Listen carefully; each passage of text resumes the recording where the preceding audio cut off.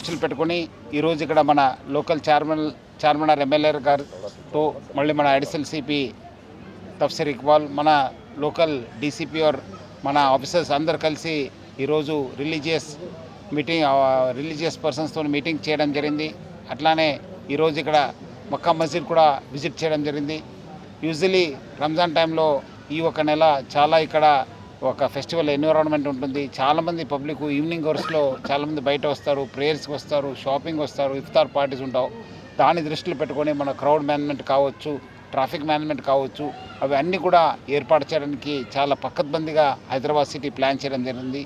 ప్రతి సంవత్సరము last year కూడా హైదరాబాద్ సిటీ ప్రజలు ప్రతి ఒక్క పండుగ టైంలో కూడా బాగా సహకరించారు.